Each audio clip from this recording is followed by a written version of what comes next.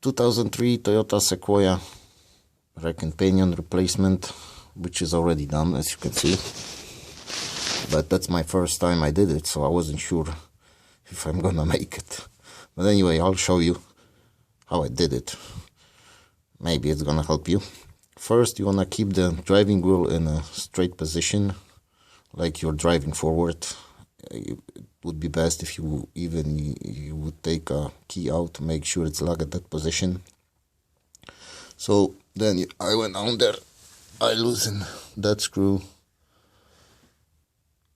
You see, that's the connector that connects the rack and pinion to the driving wheel. So I took the top one, figured that was easier, and I think it was, because that was really hard to remove and I had to do it outside. So first I got this screw totally out.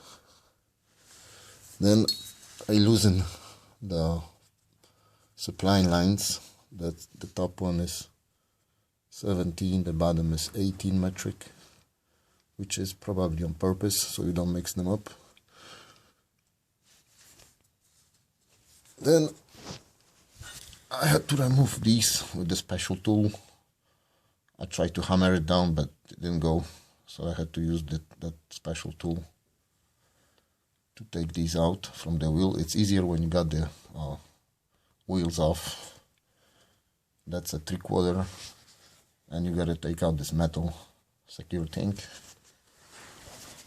Same thing on the other side. I took this off. Then I unscrew this, the support for the lines. Then I unscrew this with 3/4, which you gotta do from the top. It's not easy, but it's doable. Then the same 3/4 here, 3/4 here. Then this is 7/8, something bigger. When you take all this off that I showed you, the rack and pinion is ready to go out. When it's out, I took that screw out, slide it off of my rack and pinion, make sure it comes on and off really easy. It helped me later on. Then you gotta take these off a rack and pinion, old rack and pinion. So you wanna calculate how many of these or measure it. You wanna keep that in the same spot and then secure with that screw. The same here. Calculate, measure or something, how many of these is here. Put the same position more or less. I used my plumbing key to unscrew this and this because I didn't have such a big ones, and it worked fine. So you replace these on a new one. Probably you wanna get a totally new, because that's what everybody says, but to me it was $60 cost. So I said to myself, these are still good, no loose or whatever, so I reused them. So I installed these on the new one. I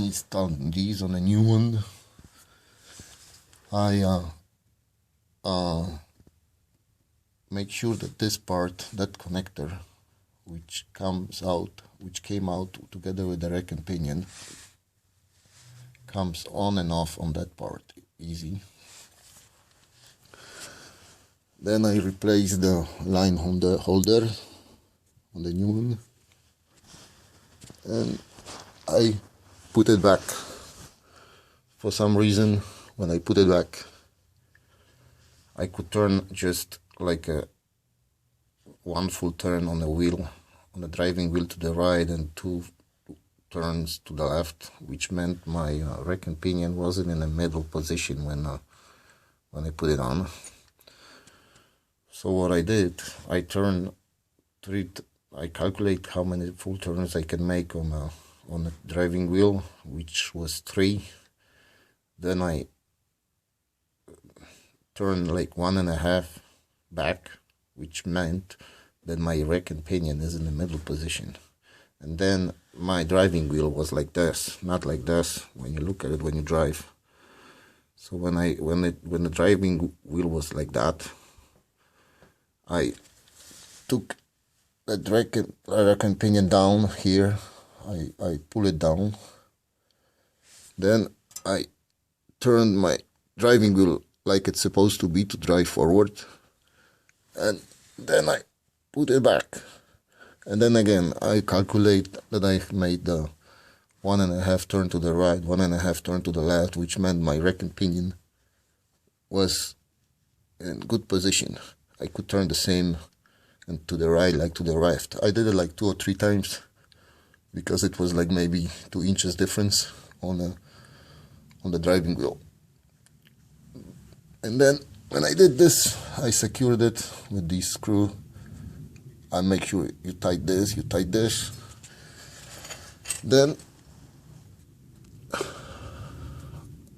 I screwed this on, and this on, that on. Then I connected the wheels.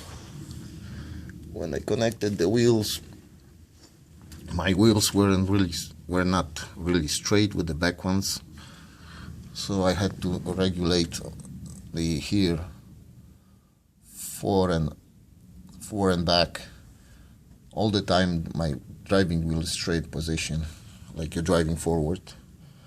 And then finally, when I was sure that my driving wheel is straightforward in the truck and my wheels are more or less aligned with the back wheel, that's the front left,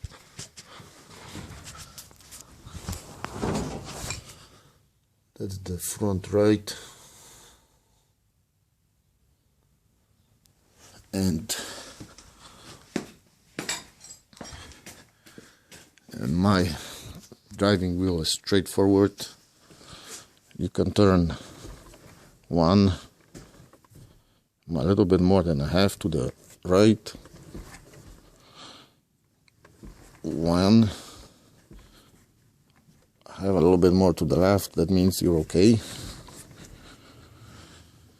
So now you just have to put the fluid back on, let the car run for a certain amount of time. Make sure it's in a straight position. The driving wheel, when you put the fluid on, make it right. Make sure you don't run out of it. So you just have to, while the truck is running, preferably still when it's lifted, make sure you put enough fluid here because it's gonna consume it. So you're gonna refill it as needed. And you will turn the wheels to the left, the right, slowly. Make sure all bubbling is gone, and you should be ready to go to alignment store.